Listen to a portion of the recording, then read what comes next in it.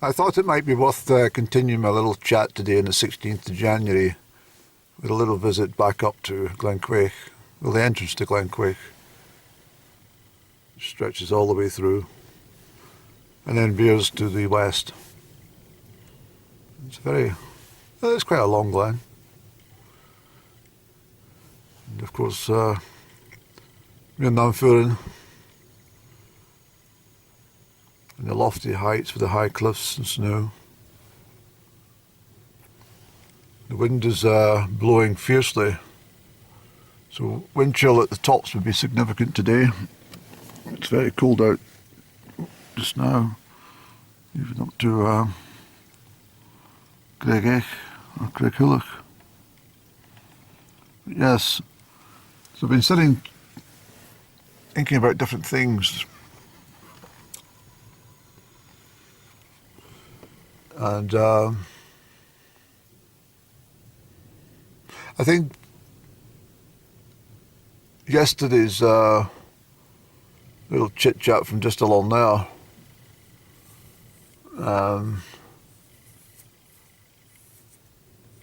it's not a conversation I actually wanted to ever have, but I felt the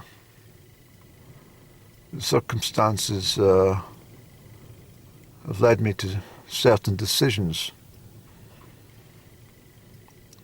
I certainly have had a very troublesome time over the last few months. It's been very up and down for me, about up and down, because the pains of anguish and anxiety revolve much around how she is, because my concerns for her welfare have been paramount. And despite what I've said, which I have no regrets about saying because it has to be said, and my integrity is based on my honesty. But I have obvious concerns that she may well have had an opportunity to say, look, don't stop worrying, everything's all right, and relax, enjoy yourself, or whatever you've got to do. But the fact has been nothing. Has certainly created a big wedge, but no, didn't have to be one really. That said and done, I kind of laid the subject to rest in some respects.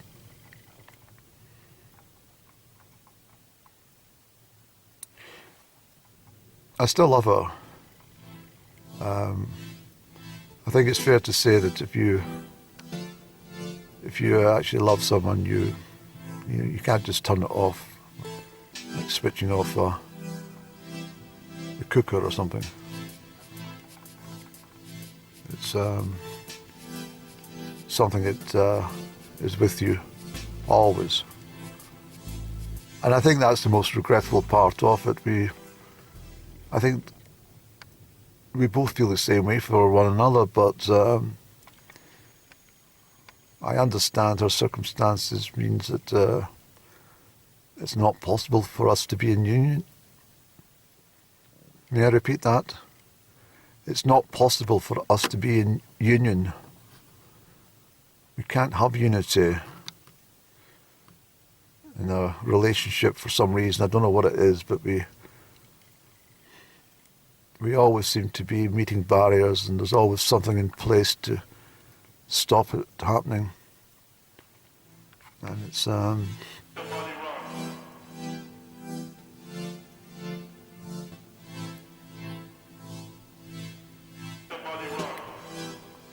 it's so easily dealt with too. It's so easily,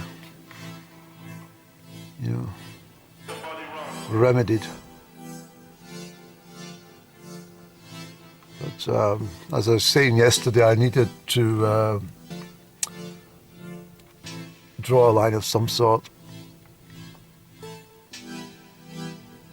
When I talked about the death experience back in June, I very much think that happened And for some reason I was, I still had one foot in the pre-life and one foot in the new life. It's caused me all sorts of issues. And the visitation I had from this lady, just back the way a few hundred metres at the Amory car park, back in September the 12th, it's still with me, very much still with me. I do feel that her arrival was purposeful. It's very difficult to try and, explain the entirety of the situation, because in every aspect of it, she was as, just like speaking to someone you would meet anywhere, except for the things she said and the knowledge that she seemed to have about my situation. It was very clear that when she came to speak to me just a few nights later, probably about the 17th or 18th of September, I'm not entirely sure, maybe the 19th, I don't know, but it's just a few days later, as I was nodding off to sleep in my bed, crystal clear she was, and she spoke with me. She was very direct in her instruction. I think I said previously I didn't really take it wholly on board. But as the weeks and months have passed, I understand that there was also purpose to that directive. And I find that there is now a need for me to take charge of my situation. It's difficult to say, can I return to the point I was at this time last year, for example. Maybe I'm not meant to return to the point I was at last year. Maybe last year is dead and gone. Well, it is actually, because we're now in 2023. But have you ever gone through a transitional period where there's a huge change in your life, but not immediate? The changes are very subtle. You actually feel the change, but you can't identify what the change is for or where it's taking you. It's a very unusual period if you've experienced it. I have gone through it before, but for some reason at this time it seems to be so intense. I think it's because I've never given up with up and down. I think that that's the crux of it all.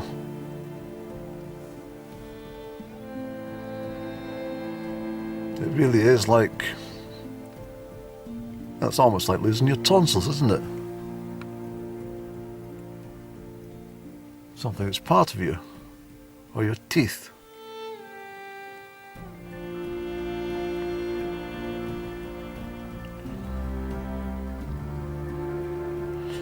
You see, in the situation with the Easter, for example, in the Christian calendar, and again, I have to say that if you're reading, I think it's in the book of Luke, most of its Easter messages are contained there, I think. But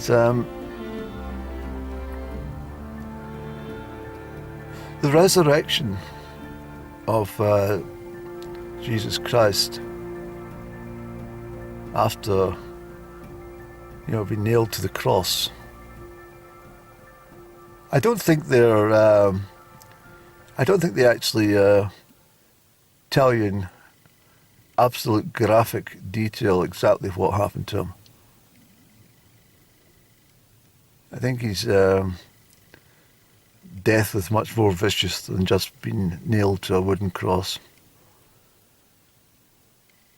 I'm not even sure if it was a cross or if it was just a stump of wood, but he would have been nailed to this wood, the cross. But I think he was humiliated. I think he was stripped bare. How much humiliation do you need if you're stripped naked in front of a crowd and beaten and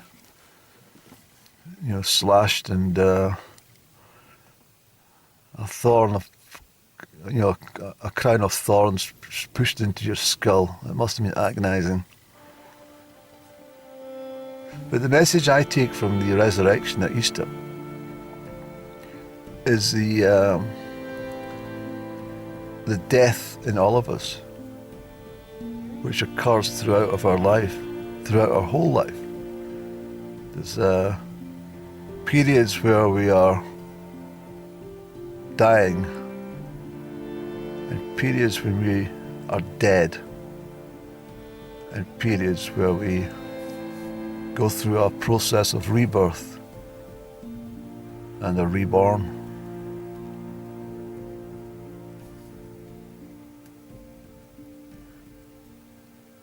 It's like your body, isn't it?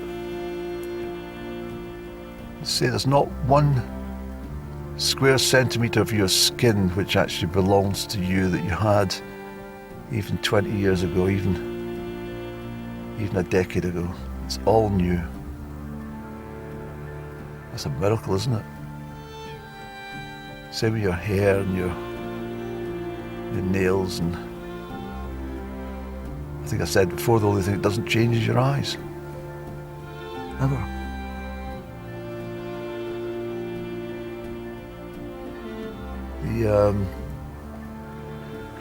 The point I'm meaning here about the death and resurrection of all of us is it's something which occurs right through our life. If you cast your mind back to certain points in your life and you think to yourself, I'm settled, I'm doing this is what I'm up to, and I'm very, very pleased with my efforts and I'm happy where I am, only for it all to collapse around you. And you're shoved into another zone. Normally that zone is filled with depression or anxiety or even death. And then it all just falls back into place. Now it doesn't actually fall back into place, but you've got to put in the effort. But certainly the changes that occur in all our lives. I often think back to people I grew up with from the first days in primary school.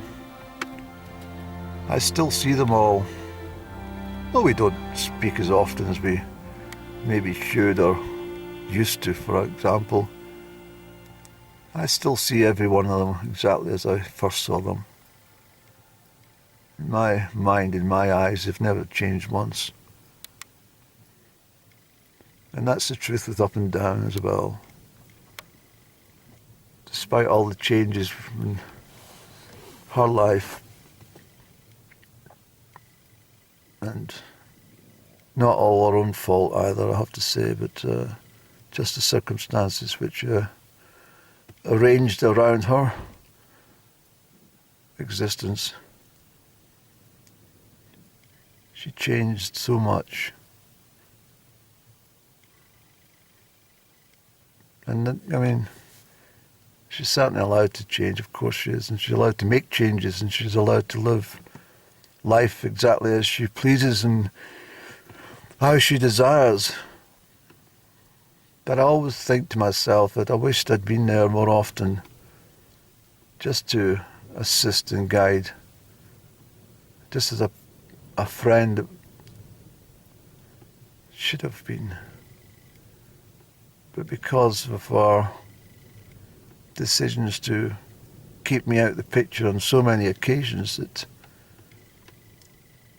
it was impossible to be close to her to say, look, don't do this, or think again, or are you sure?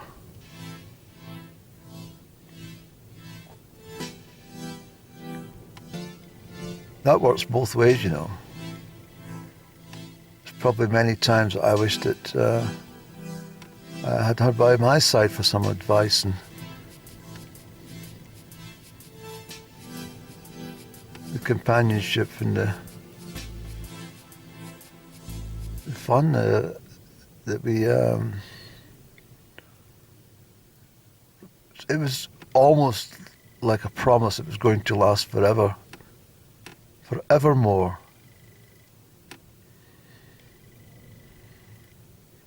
Someone might say, well, goodness me, chap, you know, pull yourself together. I'm sure you've been through this situation. And of course I have. Dozens of times. Probably more. But there's, with this one individual called Up and Down, it's very different. It's very special indeed. It's very bewildering.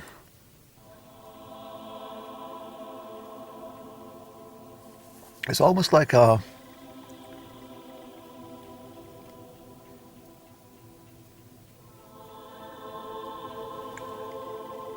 it's almost like we're part of the same soul tribe. We are the well, at least the impression I had was we both had been together for all of eternity.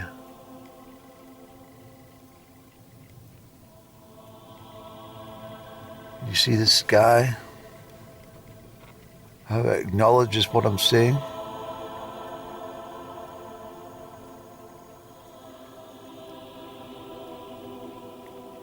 It says you were together,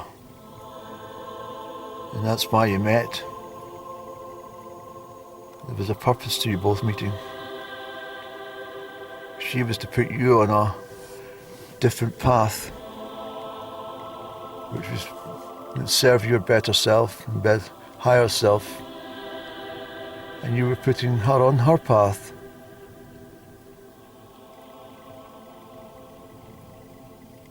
But she lost her way. She got mixed up, I think. Something happened.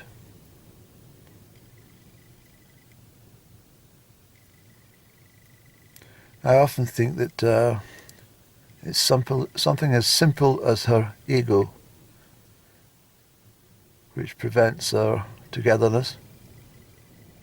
Sounds strange, doesn't it? But I do often think she's so proud of the position she holds that she cannot take that apart any longer. She has to stick by what she's done for such a long, long time. And it's caused such regret for both of us. And as I say before, it's a void that we have both had to fill in our lives. The emptiness has been incredible. The lost days and the feeling of abandonment by each of us of one another is very strong. And yet, I still feel her. Even this morning at 1 a.m, you know, I was resting my head and probably dozing into sleep, and I sensed her again. She seemed a bit lost. she seemed a bit poorly and she seemed a bit restless. I came through to the kitchen and I pondered and I said, well, you know where I am?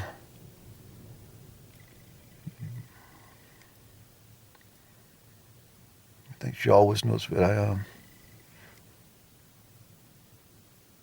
That's why she sends the energies, because we both connect. Like those two aircraft, I don't know if you can see in the sky. Probably not. There's two passing jets. And that's the way we are sometimes. We bypass each other and then we come close.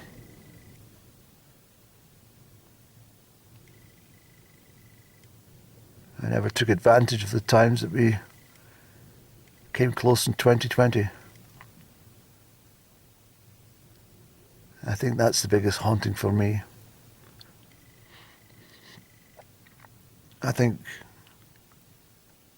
at that point in time she was savable.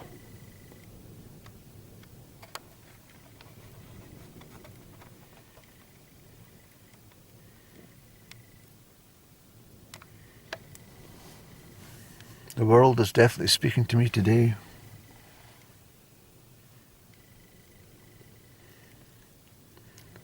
I mean, this is at low level, but if I could get myself on these high tops, I would be so much nearer the spirit of the cloud.